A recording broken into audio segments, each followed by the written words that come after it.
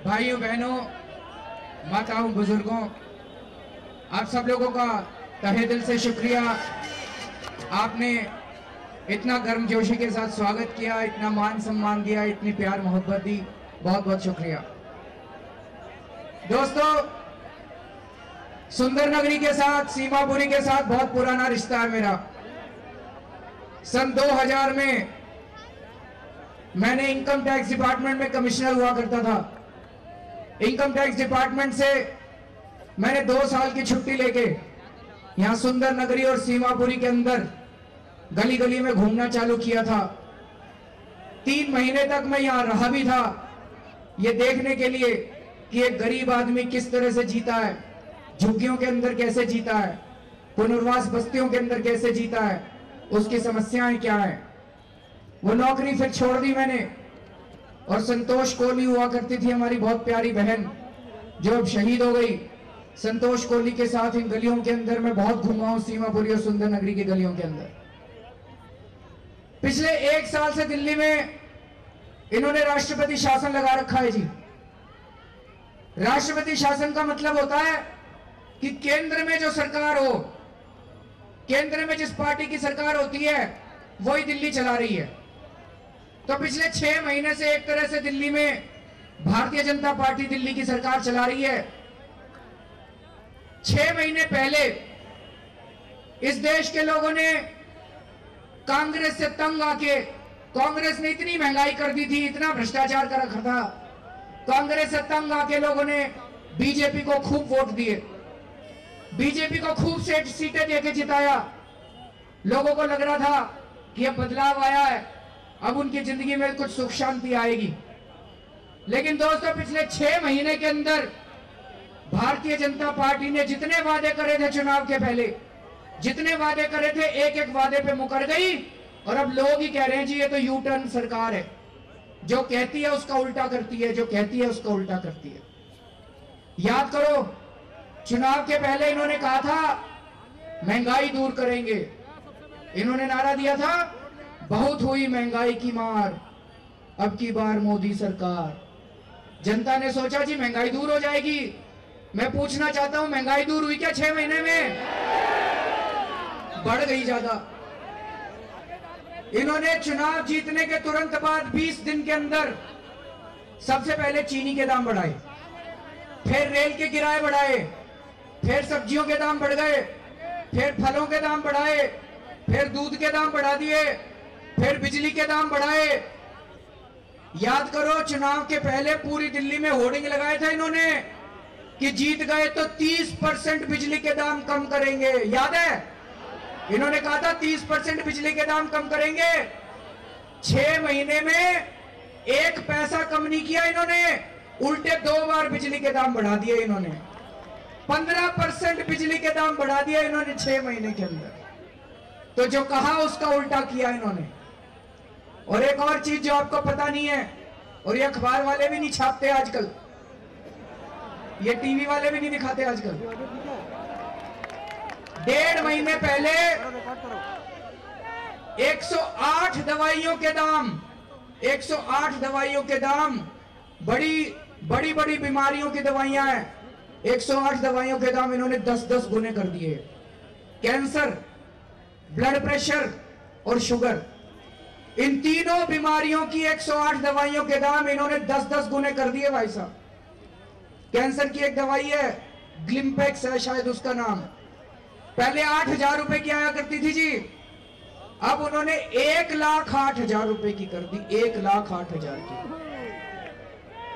एक blood pressure की दवाई है, 142 रुपए की आया करती, अब 1,600 रुपए की कर दी। 142 रुपए की दवाई 1,600 रुपए की कर दी। बताओ गरीब आदमी कैसे अपना इलाज कराएगा? 108 दवाइयों के दाम बढ़ा दिए। तो इन्होंने कहा था महंगाई दूर करेंगे, महंगाई दूर करने का एक भी कदम नहीं उठाया, हर चीज के दाम बढ़ाते जा रहे हैं, हर चीज के दाम बढ़ा। फिर इन्होंने कहा था भ्रष्टाचार दूर करेंगे। चुनाव के पहले कहा था बहुत हुआ भ्रष्टाचार, अब की बार मोदी सरकार। हमने सोचा जी शायद भ्रष्टाचार ही दूर हो जाए। मैं पूछना चाहता हूं, रिश्वतखोरी कम हुई क्या? ये पुलिस वालों ने पैसे लेने बंद करे? नगर निगम वालों ने पैसे लेने बंद करे, ये ट्रांसपोर्ट डिपार्टमेंट वालों ने, रिश्वतखोरी के रेट और बढ़ गए आजकल, मैंने सुना है, गलत तो नहीं कह रहा जी, रिश्वतखोरी के रेट बढ़ गए आजकल, तो भ्रष्टाचार भी दूर नहीं करा। फिर इन्होंने कहा था अच्छे दिन आने वाले हैं, आए जी अच्छे दिन किसी के? दिल्ली में 2.5 लाख ई रिक्शे वाले हैं, यहाँ ई रिक्शे वाले हैं, यहाँ पे कई सारे ई रिक्शे वाले हैं। दिल्ली में 2.5 लाख ई रिक्शे वाले हैं भाई साहब, बेचारे मेहनत करके कमाई किया करते थे, चोरी नहीं करते थे, डाका नहीं डालते थे, चक्कू छोरी नहीं चलाते थे, मेहनत किया करते थे। इन 2.5 लाख ई रिक्शे वालों को इस सरकार ने बेरोजगार कर दिया। इन ई रिक्शे वालों से पूछो इनके अच्छे दिन आ गए क्या? अभी 10 दिन पहले वसंत कुंज में, रंगपुरी में इन्होंने झुग्गियां तोड़ दी। पूरी दिल्ली में पिछले 6 महीने में जगह जगह झुग्गियां तोड़ते जा रहे हैं ये बीजेपी वाले। अभी रंगपुरी में वो झुग्गी वाले बेचारे सारे सड़क के ऊपर सो रहे हैं इतनी ठंड के अंदर। अपने ही देश के लोग हैं जी, पाकिस्तान के थोड़ी हैं, अपने ही देश के लोग हैं। इनसे जाके पूछो झुग्गी वालों से इनके अच्छे दिन आ गए क्या? व्यापारियों से पूछो, मैं जिस भी व्यापारी से पूछता हूं सारे जने कह रहे जी 6 महीने के अंदर व्यापार ठप हो गया, और उल्टे वैट डिपार्टमेंट इनके ऊपर रेड मार रहा है, इनकी दुकानें सील की जा रही हैं। इन व्यापारियों से पूछो इनके अच्छे दिन आ गए क्या? फिर इन्होंने कहा था काला धन वापस लेके आएंगे, कह रहे थे स्विस बैंकों में 70 लाख करोड़ रुपया है, 70 लाख करोड़ रुपया। इन्होंने कहा था 70 लाख करोड़ रुपया लेके आएंगे 100 दिन में, और हर परिवार को 15-15 लाख रुपए फ्री में देंगे। आए जी किसी के अकाउंट में 15 लाख रुपए? झूठ बोला था इन्होंने। अभी इन्होंने जन धन योजना चालू करी है, जनता को कह रहे हैं बैंक अकाउंट खुलवाओ। सारी जनता बैंक अकाउंट खुलवा रही है, जनता को लगा इसी अकाउंट में आएंगे 15 लाख रुपए। रोज जनता जा जाके बैंक मैनेजर से पूछ रही है जी आ गए क्या 15 लाख रुपए? चवन्नी नहीं आई जी अभी तक तो। फिर धोखा दिया इन्होंने। वैसे मजाक अलग है भाई साहब, ये 70 लाख करोड़ आने वाले नहीं थे 100 दिन में, बेवकूफ बनाया था इन्होंने। मैं तो इनकम टैक्स में कमिश्नर था, मैं तो समझ गया था कि ये लोग बेवकूफ बना रहे हैं। कोई 70 लाख करोड़ क्या 1 लाख करोड़ भी इनका आने वाला नहीं था। फिर इन्होंने कहा था एक लिस्ट है जी 624 हमारे देश के अमीर लोगों की लिस्ट है, देश के सबसे अमीर लोग हैं उस लिस्ट में। ये 624 लोग वो हैं जिनके स्विस बैंकों में खाते हैं।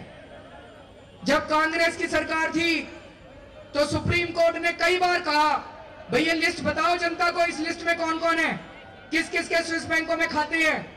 कांग्रेसियों ने लिस्ट नहीं बताई। क्यों नहीं बताई? उसमें कांग्रेसियों के नाम थे, वो बताना नहीं चाह रहे थे। तब बीजेपी का भाई साहब रहने दो, कोई नहीं, भाई साहब जो बैठे हैं बैठे रहेंगे, खड़े खड़े रहेंगे, चिंता मत करो। कांग्रेसियों ने लिस्ट नहीं बताई क्योंकि उसमें लिस्ट में कांग्रेसियों के नाम थे। तब बीजेपी वाले कहते थे हमारी सरकार बनी तो हम लिस्ट बताएंगे, अमीरों के नाम बताएंगे जिन जिन के स्विस बैंकों में खाते हैं। अब बीजेपी वालों की भी सरकार बन गई, अभी भी नहीं बता रहे। क्यों नहीं बता रहे? जब बीजेपी की सरकार बनी उन्होंने लिस्ट देखी तो पता चला इसमें तो अपने वालों के भी नाम है, बीजेपी वालों के भी नाम है, कांग्रेस वाले, दोनों ने चोरी कर रखी है जी, दोनों पार्टियों ने मिलके, दोनों पार्टी वालों के नाम है उस लिस्ट में, दोनों नहीं बता रहे। याद करो जब चुनाव हुए थे, चुनाव के टाइम बीजेपी वालों ने कितने पैसे खर्च करे थे, इतने बड़े बड़े होर्डिंग लगाए थे, टीवी चैनलों में ऐड दिए थे, अखबारों में इश्तिहार ऐड दिए थे। कहां से आया था जी इतना पैसा? जिन लोगों ने पैसा दिया था बीजेपी को उन सब के स्विस बैंकों के अंदर खाते हैं जी, उसके लिस्ट के नाम है, उसमें उस लिस्ट में उनके नाम है। कैसे बता दें? अगर ये बीजेपी वाले लिस्ट बता दें तो दिल्ली के चुनाव में वो पैसे देने बंद कर देंगे, हार जाएगी बीजेपी, वैसे भी हार रही है बीजेपी। तो बीजेपी वालों ने धोखा दिया जी, हर कदम पे धोखा दिया इन्होंने। आम आदमी, ये पूछना चाहता हूं, कई लोग मेरे को कहते हैं केजरीवाल जी अभी तो 6 ही महीने हुए हैं, अभी और मौका मिलना चाहिए इनको। मैं मानता हूं, लेकिन मैं ये पूछना चाहता हूं 49 दिन में आम आदमी पार्टी ने इतने सारे काम करके दिखा दिए, 6 महीने में ये एक भी काम नहीं कर सकते थे क्या? एक काम तो करके दिखा सकते थे ये भाई, एक भी काम बताओ, एक चीज सस्ती कर देते। एक हमने 48 घंटे के अंदर दिल्ली में बिजली के दाम आधे कर दिए थे। 48 घंटे के अंदर। ये 6 महीने में बिजली सस्ती नहीं कर सकते थे दिल्ली वालों की? बताओ, गलत तो नहीं कह रहा? 6 महीने में ये बिजली सस्ती नहीं कर सकते थे क्या? सारी दिल्ली परेशान हो रही है बिजली के बिलों से। पिछले चुनाव के पहले हमने भी कई वादे किए थे। मेरे को याद है यहीं पे सभा हुई थी, मैं कह के गया था आम आदमी पार्टी की सरकार बनेगी, दिल्ली में बिजली के बिल आधे करेंगे। ये मीडिया वाले कई मजाक उड़ाया करते थे मेरा, कहते थे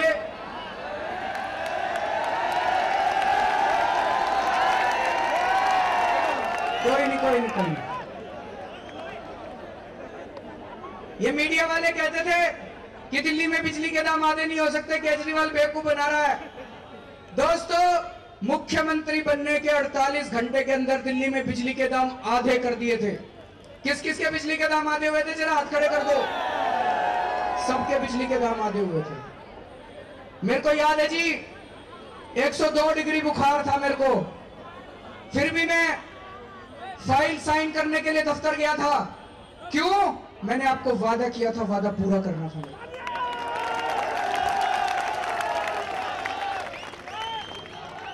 250 करोड़ रुपए खर्च करे थे जी आपके बिजली के बिल कम करने के लिए मैंने। फिर ये मीडिया वालों ने मेरा मजाक उड़ाया, बोले केजरीवाल तो पैसे लुटा रहा है। मैं पैसे घर लेके नहीं जा रहा जी, मैं जनता पे पैसे लुटा रहा हूं। बताओ, अगर 250 करोड़ रुपए में मेरी सारी दिल्ली की जनता खुश होती हो, 250 करोड़ रुपए में मेरी सारी दिल्ली की जनता के बिजली के बिल आदि होते हो, एक मुख्यमंत्री को और क्या चाहिए भाई साहब? अभी गुजरात की मुख्यमंत्री बनी है नई, आनंदीबेन पटेल। उन्होंने मुख्यमंत्री बनते ही 100 करोड़ का हेलीकॉप्टर खरीद लिया। मैं भी खरीद लेता जी हेलीकॉप्टर, किसको अच्छा नहीं लगता? मैं भी खरीद लेता अपने लिए हेलीकॉप्टर, रोज अपने घर की छत से उड़ता, सचिवालय की छत पे उतरता। तो ये मीडिया वाले कहते हैं very good chief minister, very forward looking chief minister, very progressive chief minister. मैंने तय किया एक पैसा खर्च नहीं करूंगा अपने ऊपर, हेलीकॉप्टर लेने तो दूर, मैंने सरकार से एक पैसे का पेट्रोल भी नहीं लिया। जब मैं मुख्यमंत्री बना, इन्होंने मेरे लिए बहुत लंबी गाड़ी भेजी थी मेरे घर, लाल बत्ती लगी हुई थी उस पे। मैंने सरकार की गाड़ी वापस कर दी, अपनी टूटी फूटी वैगनआर में घुमा करता था। घर से निकलता था, लाल बत्ती पे रुकता था। नहीं तो लाल बत्ती थोड़ी होती है जी मुख्यमंत्री के लिए, हरी हरी बत्ती होती है, फर्राटे से चलती है। नहीं, मैं रेड लाइट पे रुकता था तो जनता आती, देखती, जनता घेर लेती मेरी गाड़ी को। मैं शीशा नीचे करता, जनता हाथ मिलाती। जनता कहती जी ऐसा मुख्यमंत्री नहीं देखा, उसकी हाथ दे के गाड़ी रोक लो, उससे सड़क पे हाथ मिला लो। तो दोस्तों, एक पैसा खर्च नहीं किया, 48 घंटे में आपके बिजली के बिल आधे कर दिए थे। जो कहा, हमने कहा था बिजली पानी के बिल 20-20 हजार लीटर पानी हर परिवार को मुफ्त देंगे। 5 दिन के अंदर हमने बिजली पानी के बिल माफ कर दिए थे लोगों के। 5 दिन के अंदर हमने आदेश दे दिए थे 20-20 हजार लीटर। कई लोग आए मेरे पास, उनके 2-2 हजार रुपए महीने के बिल आया करते थे जी पानी के। 80 रुपए महीना हो गया उनका बिल। लोग बड़े खुश हो गए। उसके बाद हमने कहा था महंगाई कम करेंगे। आज तक ये महंगाई इस देश में कम नहीं हुई, बढ़ती जाती है। हमारे टाइम में महंगाई कम हुई थी भाई साहब। 1 महीने के अंदर सीएनजी के रेट 50 रुपए किलो होते थे जब मैं मुख्यमंत्री बना। 1 महीने में सीएनजी के रेट कम करके 35 रुपए किलो कर दिए थे, 15 रुपए कम कर दिए थे भाई साहब। हमारे टाइम में आलू 10 रुपए बिका करता था जी, आजकल क्या रेट हो रहा है? 40 रुपए। 40 रुपए रेट हो रहा है, बताओ। 1 साल में इन्होंने 40 कर दिया। अभी जनवरी की बात है, पिछली जनवरी की। 10 रुपए किलो था हमारे टाइम में। तो हमने कहा था महंगाई कम करेंगे, महंगाई कम करके दिखाई भाई साहब। जो कहा सब किया। सबसे बड़ी बात हमने की, दिल्ली में रिश्वतखोरी कम कर दी थी हमने, रिश्वतखोरी कम कर दी। दिल्ली में पुलिस वालों ने पैसे लेने बंद कर दिए थे भाई साहब, गलत तो नहीं कह रहा। आज तक भारत के इतिहास में कभी नहीं हुआ, आज तक कांग्रेस बीजेपी वाले नहीं कर पाए। दिल्ली के अंदर पुलिस वालों ने पैसे लेने बंद कर दिए थे। एक चाय वाला मिला मेरे को, बोला जी मैं 8 रुपए की चाय बेचता हूं, आपके टाइम में 6 रुपए कर दी थी मैंने चाय। मैंने कहा कैसे? बोला जी 2500 रुपए लेके जाते हैं महीने के पुलिस वाले, उन्होंने पैसे ले जाने बंद कर दिया, मैंने चाय के रेट 6 रुपए की चाय। एक ट्रांसपोर्टर आया, बहुत बड़ा ट्रांसपोर्टर है, बहुत ट्रक चलते हैं उसके, बोला जी हर रेड लाइट पे हमारे पैसे बंधे हुए हैं, एक दिन में 1 लाख रुपए रिश्वत देता हूं कम से कम। आपके टाइम में 1 पैसा नहीं देना पड़ा, 49 दिन में 49 लाख रुपए बच गए मेरे। लेकिन आपको एक और बात बता दूं, बहुत सारे ऐसे पुलिस वाले हैं जो अपनी जान की बाजी लगा के हमारी रक्षा करते हैं। सारे पुलिस वाले गलत नहीं होते भाई साहब, बहुत सारे पुलिस वालों को मैं जानता हूं जो अपनी जान जोखिम में डाल के आप लोगों की रक्षा करते हैं। हमारे टाइम में एक पुलिस वाला था, शराब माफिया से लड़ता लड़ता शहीद हो गया। क्या जरूरत थी जी उसको शराब वालों से लड़ने की? पैसे ले लेता, घर चला जाता। क्यों लड़ा, क्यों मरा वो?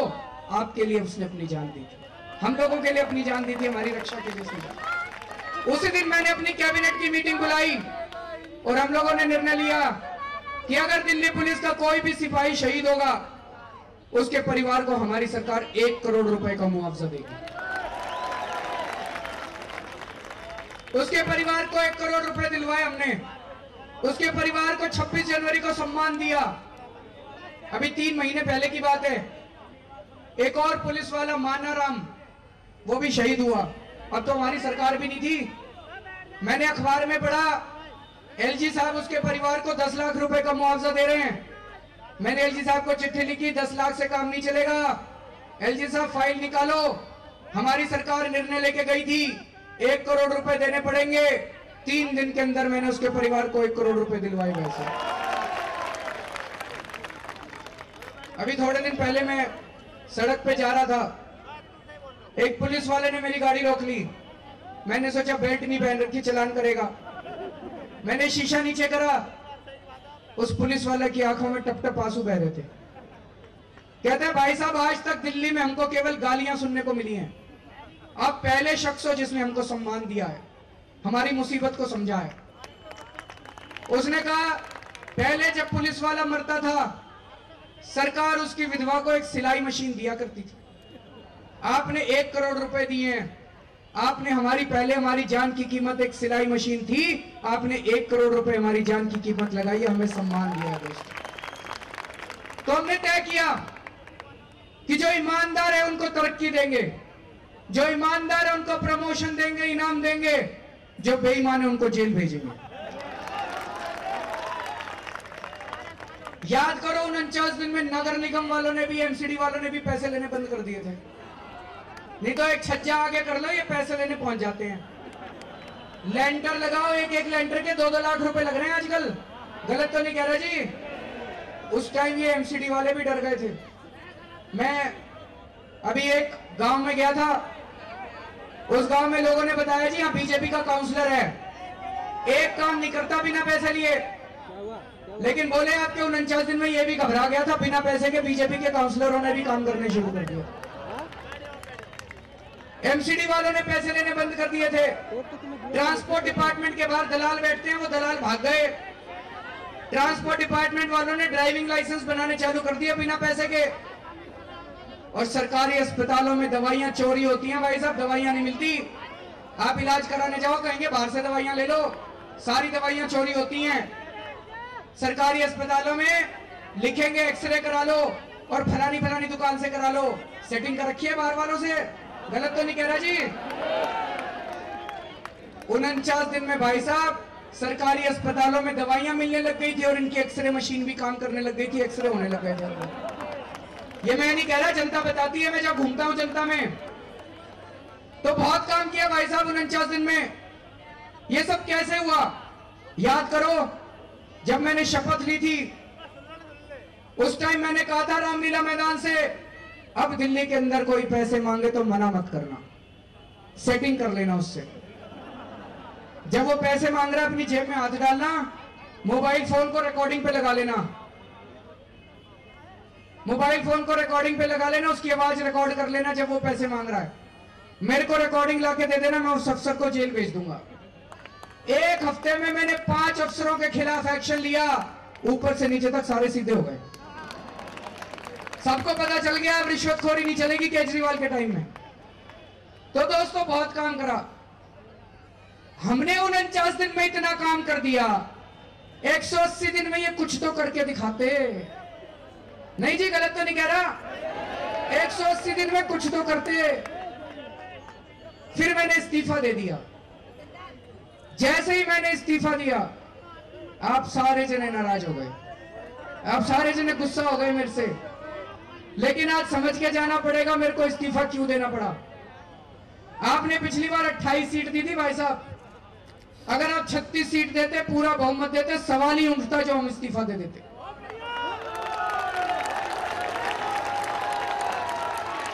पिछली बार आपने सपोर्ट तो दिया, वोट तो दिया, थोड़ी सी कमी छोड़ दीजिए। 28 सीट दी, दिल्ली चलाने के लिए 36 सीट चाहिए। ये कांग्रेस वाले बोले हम समर्थन देंगे, हमने जनता से पूछा, जनता बोली जी ले लो समर्थन जब तक देते हैं। हमने इनका समर्थन ले लिया। हमें क्या पता था ये अपने सगों के नहीं हुए, हमारे क्या होंगे। भाई साहब मेरा दिल जानता है, एक दिन इन्होंने काम नहीं करने दिया कांग्रेसियों ने, हर काम में रोड़ा अटकाते थे। मेरा दिल जानता है मैंने 49 दिन कैसे काटे, कैसे काम करा। जब काम करना मुश्किल हो गया तो मैंने इस्तीफा दिया था। मैंने ये सोच के इस्तीफा दिया था कि जनता हमारे काम से बहुत खुश है, अभी चुनाव होंगे, जनता 50 सीट देगी तो बिना कांग्रेसियों के 5 साल सरकार चलाएंगे। हमें क्या पता था दोस्तों ये चुनाव ही नहीं कराएंगे, ये राष्ट्रपति शासन लगा देंगे। हमें क्या पता था। यहां हमारी चूक हो गई भाई साहब, यहां गलती हो गई। हमें समझना चाहिए था ये बड़े शातिर हैं, ये चुनाव नहीं कराएंगे। दूसरा, जैसे हमने सरकार बनाने के पहले जनता से पूछा था, सरकार छोड़ने के पहले भी जनता से पूछना चाहिए था। एक गलती हुई भाई साहब, लेकिन राजनीति का पहला सबक, नए आए हैं जी राजनीति में, हम भी सीख रहे हैं।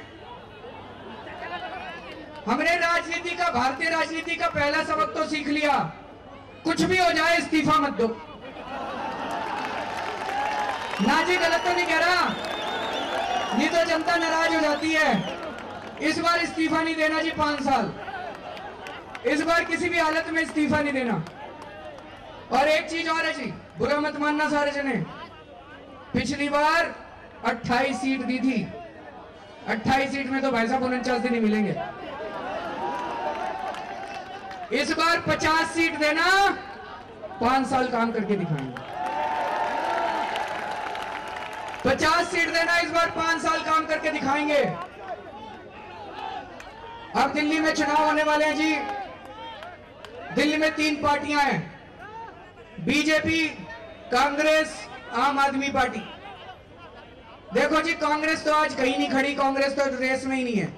कांग्रेस को वोट मत दे देना, कांग्रेस को वोट देना बेकार है, कुएं में डालने के बराबर है कांग्रेस को वोट देना। गलत तो नहीं कह रहा, कांग्रेस को वोट देके बेकार मत करना। इस बार सीधे बीजेपी और आम आदमी पार्टी में टक्कर है।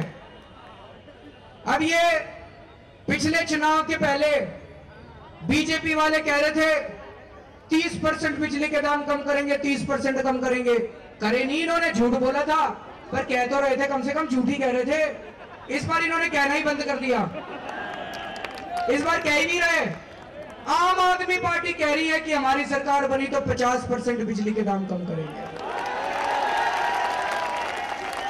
हमने जो कहा वो करके दिखाया था, और अब जो कह रहे हैं वो भी करके दिखाएंगे। तो यहां कितने लोग हैं जो अपने बिजली के बिलों से दुखी हैं? सारे दुखी हैं। तो भाई साहब, अगर अपने अपने बिजली के बिल कम कराने हैं तो कौन सी पार्टी करेगी? आम आदमी पार्टी। महंगाई कम करनी है तो कौन सी पार्टी करेगी? आपके पानी के बिल माफ करने हैं तो कौन सी पार्टी करेगी? आम आदमी पार्टी। रिश्वतखोरी कौन सी पार्टी बंद करेगी? तो भाई साहब आम आदमी पार्टी को वोट देना। इस बार सरकार बनेगी, फिर से रिश्वतखोरी बंद करेंगे, फिर से बिजली के बिल आधे करेंगे, फिर से पानी के बिल माफ करेंगे, फिर से महंगाई कम करेंगे। और 2-3 बातें हैं जो मैं यहाँ कहना चाहता हूँ। यहाँ बहुत सारे लोग झुग्गी के लोग हैं। पिछले 6 महीने के अंदर दिल्ली के अंदर भारतीय जनता पार्टी ने कई इलाकों के अंदर झुग्गी तोड़ी है भाई साहब। जब मैं मुख्यमंत्री था तब भी इन्होंने, डीडीए वालों ने झुग्गी तोड़ने की कोशिश करी थी। मैंने इनको लिखी थी चिट्ठी, एलजी साहब को भी लिखी थी कि एक भी झुग्गी नहीं तोड़ी जाएगी मेरी सरकार के अंदर। अगर कोई झुग्गी तोड़नी है पहले उनको पक्का मकान दो, उसके बाद झुग्गी तोड़ी जाएगी भाई साहब। दिल्ली के अंदर 5 लाख झुग्गियां हैं। आम आदमी पार्टी की सरकार 5 लाख नए मकान बनवाएगी दिल्ली के अंदर। पहले मकान देंगे इनको, झुग्गी किसी भी हालत में नहीं टूटेगी भाई साहब। आज मैं आपको आश्वासन देके जा रहा हूं। मेरे को लगता है सर के ऊपर छत सरकार नहीं देती, ऊपर वाला देता है। अगर सरकार आपको छत नहीं दे सकती तो आपकी छत छीनने का कोई अधिकार नहीं है सरकार को। दूसरी चीज, यहां पे बहुत सारे रीसेटलमेंट कॉलोनी के पुनर्वास बस्ती के लोग भी बैठे हैं। नई सीमापुरी, पुनारी सीमापुरी, आप सारे लोगों को जमीन दी थी सरकार ने, 25-25 गज, 20-20 गज, 12-12 गज अलग अलग इलाकों में। ये सब जमीन अभी भी लीज पे है, फ्री होल्ड नहीं हुई है। गलत तो नहीं कह रहा जी? अभी भी फ्री होल्ड नहीं हुई है।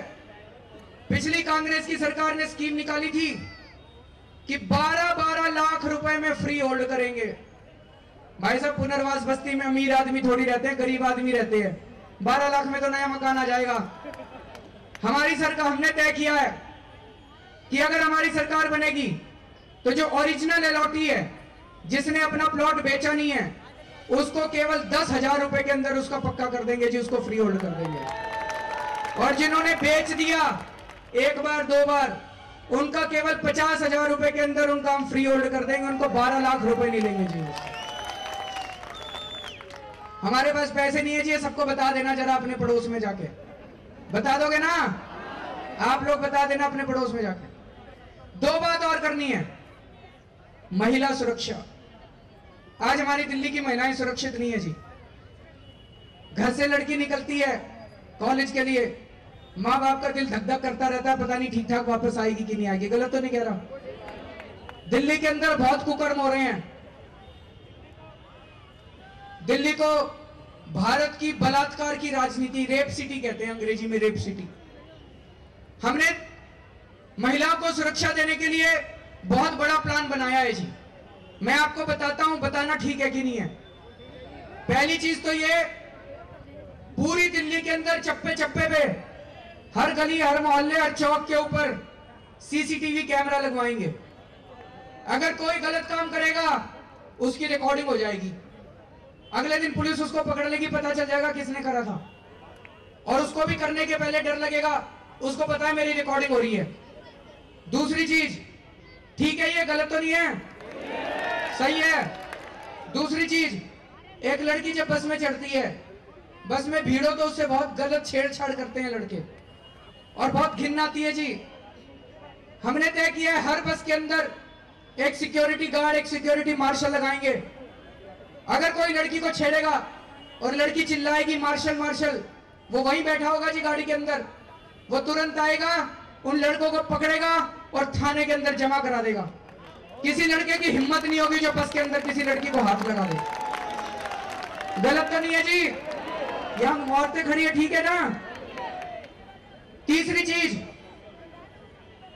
खुदा ना खास्ता कोई लड़की कहीं फंस जाती है तो इसके लिए तकनीक, टेक्नोलॉजी का इस्तेमाल करेंगे। पूरी दिल्ली को वाईफाई सिटी बनाएंगे, वाईफाई इंटरनेट के जरिए जोड़ेंगे। फ्री वाईफाई होगा, फ्री वाईफाई। तो आप सारे अपने मोबाइल में फ्री वाईफाई इस्तेमाल कर सकते हो। लेकिन इससे महिलाओं की सुरक्षा बढ़ेगी। हर मोबाइल पे हम एक बटन देंगे, सुरक्षा बटन। अगर कोई लड़की कहीं फंस जाती है, जैसे ही वो बटन दबाएगी पुलिस कंट्रोल रूम में पता चल जाएगा वो लड़की एग्जैक्टली कहां है। 5 मिनट के अंदर पुलिस वहां पहुंच जाएगी और उस लड़की को बचा लेगी दोस्तों।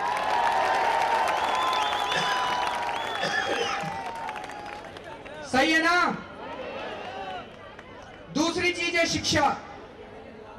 आम आदमी पार्टी मानती है कि अगर हमने अपने सारे बच्चों को अच्छी शिक्षा दे दी तो इस देश में कोई गरीब नहीं रहेगा। गरीबों के बच्चे भी इंजीनियर बनेंगे, एडवोकेट बनेंगे। आज दिल्ली में 1200 प्राइवेट स्कूल हैं, 3000 सरकारी स्कूल हैं। प्राइवेट स्कूलों ने लूट मचा रखी है। लूट, गलत तो नहीं कह रहा? लूट मचा रखी है इन्होंने। जब मर्जी फीस बढ़ा देते हैं। और ये सरकारी स्कूलों में पढ़ाई के नाम पे कुछ नहीं है, बट्टा है पर पढ़ाई के नाम पे। हमने तय किया है 5 साल के अंदर, चाहे कितना पैसा खर्चा करना पड़े भाई साहब, 5 साल में सरकारी स्कूलों में प्राइवेट स्कूलों से भी बेहतर शिक्षा होगी। और आज मैं आपको यकीन दिला रहा हूं, 5 साल में सरकारी स्कूलों में शिक्षा इतनी अच्छी कर देंगे कि मंत्री, अफसर, अमीर आदमी भी अपने बच्चों को सरकारी स्कूलों में पढ़ाने में गर्व महसूस करेंगे।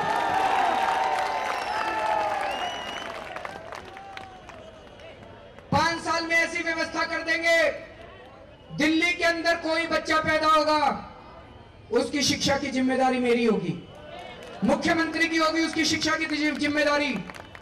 अगर उसका कहीं एडमिशन नहीं होता, आप मुख्यमंत्री के घर में ले आना बच्चे को, मैं एडमिशन कराऊंगा, मैं फ्री में उसकी पढ़ाई कराऊंगा। 12वीं क्लास तक हर बच्चे की पढ़ाई मुफ्त होगी सरकारी स्कूलों में। 12वीं के बाद आज अगर बच्चा कॉलेज में एडमिशन लेने जाता है, यहां बहुत सारे बच्चे खड़े हैं, बताना 95% वाले को भी एडमिशन नहीं मिलता जी। गलत तो नहीं कह रहा बच्चों? 95% में भी एडमिशन नहीं मिलता। 95% कम नहीं होते भाई साहब, बड़ी मेहनत करनी पड़ती है। क्यों नहीं मिलता एडमिशन? क्योंकि पिछले 10 साल में इन्होंने दिल्ली में एक भी कॉलेज नहीं खोला। जनता बढ़ गई, बच्चों की जनसंख्या बढ़ गई, कॉलेज इन्होंने खोले नहीं, इसलिए एडमिशन मिल नहीं रहा। हमने तय किया है अगले 5 साल के अंदर दिल्ली में 20 नए कॉलेज खोलेंगे। अगर किसी बच्चे के 70% नंबर आते हैं, 70% वाले को एडमिशन मिलना चाहिए। अगर वो पढ़ना चाहता है उसको एडमिशन मिलना चाहिए। दूसरी चीज, आज सरकारी कॉलेजों में भी फीस इतनी ज्यादा बढ़ गई है भाई साहब। मैं आईआईटी खड़गपुर का पढ़ा हुआ हूं। मेरे जमाने में 32 रुपए महीना फीस लगा करती थी। अब मेरी बेटी का एडमिशन हुआ है जी आईआईटी दिल्ली में, 50,000 रुपए जमा कराए हैं अभी 6 महीने के। एक गरीब आदमी कैसे पढ़ाएगा जी 1 लाख रुपए देके? 1 लाख रुपए साल का लगता है, गरीब आदमी तो नहीं पढ़ा सकता। तो हमने तय किया है 12वीं के बाद बच्चों को माँ बाप के ऊपर निर्भर नहीं रहना पड़ेगा, बच्चों को हम इंडिपेंडेंट बनाएंगे। 12वीं के बाद बच्चे अपने पैरों पे खड़े होंगे। कैसे होंगे? 12वीं के बाद कोई भी बच्चा एडमिशन लेने जाएगा, उसको हम बैंक से लोन दिलवाएंगे। आज अगर आप बैंक से लोन लेने जाओ, बैंक वाले कहते हैं गारंटी दो, जमीन गिरवी रखो, अपना घर गिरवी रखो। कहां से लाएं जी घर? घर है ही नहीं गरीब आदमी के पास। कहां से लाएं जमीन? जमीन है ही नहीं गरीब आदमी के पास। अब हमने तय किया है हर बच्चे की गारंटी सरकार देगी, मां बाप को गारंटी देने की जरूरत नहीं है। जैसे ही बच्चा एडमिशन लेने जाएगा कॉलेज में, उसको एडमिशन फॉर्म के साथ साथ बैंक के लोन का फॉर्म भी देंगे। वो बस फॉर्म भरेगा बच्चा, उसको और कुछ करने की जरूरत नहीं है, माँ बाप को कुछ करने की जरूरत नहीं है। बैंक से उसकी फीस सीधी कॉलेज के अंदर चली जाया करेगी। डिग्री लेने के बाद जब बच्चा नौकरी लगेगा तो वो बैंक का लोन वापस करेगा। लेकिन मान लो किसी बच्चे को नौकरी नहीं मिलती, वो लोन वापस नहीं कर सकता, तो माँ बाप को लोन वापस करने की जरूरत नहीं है, सरकार उसका लोन बैंक को वापस करेगी। दोस्तों आप ये सोच के देखो, ये स्कीम लागू हो जाती है तो गरीब और अमीर आदमी सारे अपने बच्चों को कॉलेज में एक साथ पढ़ाएंगे। रिक्शे वाले का बच्चा भी एडवोकेट बनेगा, गरीब आदमी का बच्चा भी इंजीनियर और डॉक्टर बनेगा। दोस्तों, और एक पीढ़ी के अंदर मेरे को पूरा यकीन है, अगर गरीबों के और अमीरों के बच्चे पढ़ लिख गए एक साथ, अगर उनको अच्छी शिक्षा मिल गई, तो दिल्ली के अंदर एक पीढ़ी के अंदर गरीबी दूर कर देंगे। दोस्तों, अगर हमारे बच्चे पढ़ लिख गए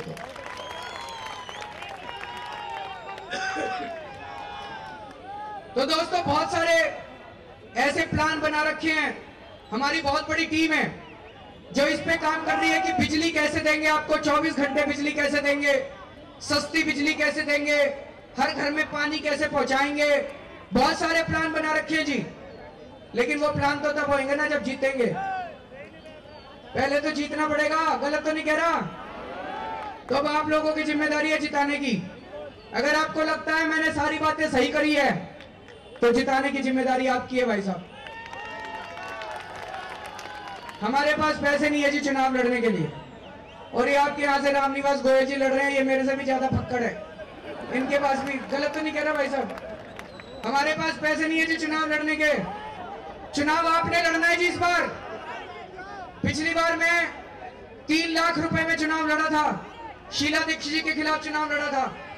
3 लाख में भाई साहब चुनाव लड़ा जाता है। ये लोग 20-20 करोड़ रुपए खर्च करते हैं। 20 करोड़ रुपए जो खर्च करेगा वो भाई साहब 200 करोड़ रुपए तो बनाएगा जीतने के बाद। गलत तो नहीं कह रहा जी। कैसे बनाएगा 200 करोड़? आपके बिजली कंपनियों से सेटिंग करके बनाएगा, बिजली कंपनियों से महंगी बिजली करेगा, पानी की चोरी करेगा, डाका डालेगा, तभी 200 करोड़ बनाएगा। मैं 3 लाख रुपए में चुनाव कैसे लड़ा था? चुनाव मैं नहीं लड़ा था, चुनाव जनता लड़ी थी। जनता ने घर घर जाके वोट मांगे थे भाई साहब।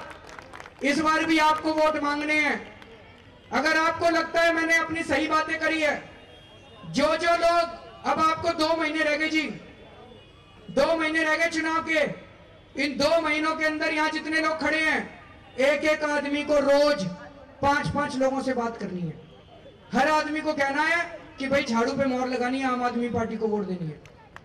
मेरे केजरीवाल को मुख्यमंत्री बनाने के लिए नहीं, आम आदमी पार्टी को जिताने के लिए नहीं, अपनी महिलाओं को सुरक्षा देने के लिए, अपनी बच्चों की शिक्षा के लिए, अपनी बिजली के बिल कम करने के लिए।